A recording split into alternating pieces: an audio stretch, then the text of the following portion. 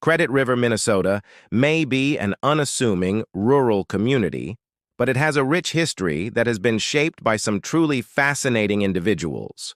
From its early days as a frontier settlement to its role in a landmark legal case, the story of Credit River is one that is full of surprises. So here are 5 people who helped shape the history of Credit River. Number 5, Cornelius Cleary. Often described as the real first settler of the town, Cornelius Cleary was an Irish immigrant who came to the area in 1855. He and his family built one of the first log cabins in the township, and their home became a central hub for the community. The first church services and the first municipal elections were held in the Cleary cabin, solidifying their family's role in the formation of the township's civic and social life. Number 4, William McQuestion. McQuestion was one of the first 2 European-American settlers to arrive in what would become Credit River in 1854. He and his wife settled on a claim near the river and lived in a log cabin. When McQuestion moved to the nearby town of Prior Lake in 1857, he helped to establish that community as well. His descendant, Cora McQuestion, went on to become the first female mayor of Prior Lake. Number 3, Jerome Daly. In 1968, Credit River became the center of a legal controversy known as the Credit River case. The case involved a Minnesota attorney named Jerome Daly who argued that the practice of fractional reserve banking was illegal. At the time, Daly was facing foreclosure on his home, and he argued that the bank's mortgage was illegal because the money that the bank had lent to him had been created out of thin air through fractional reserve banking.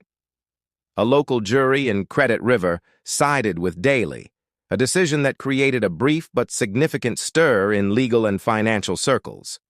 Although the verdict was ultimately overturned, the case and Daly's arguments gained notoriety and have been revisited by various legal and economic commentators over the years. Number 2, Martin V. Mahoney. As the Justice of the Peace for Credit River Township, Martin V. Mahoney presided over the Credit River case.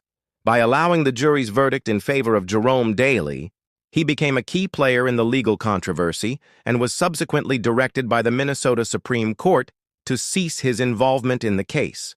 His role as the local authority figure in this unusual and influential legal matter makes him a notable part of the township's history. Number 1, Reverend Albert Ostet.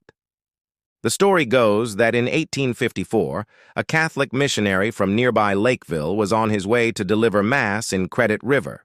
He was so eager to help his parishioners that he attempted to cross the swollen Credit River. When he realized he couldn't, he turned back. And on his way back, he was able to see his dying mother, who had been very ill and bedridden.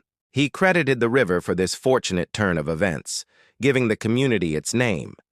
While this story is more of a local legend, it is a key piece of the township's cultural history. So there you have it. 5 people who helped shape the history of Credit River.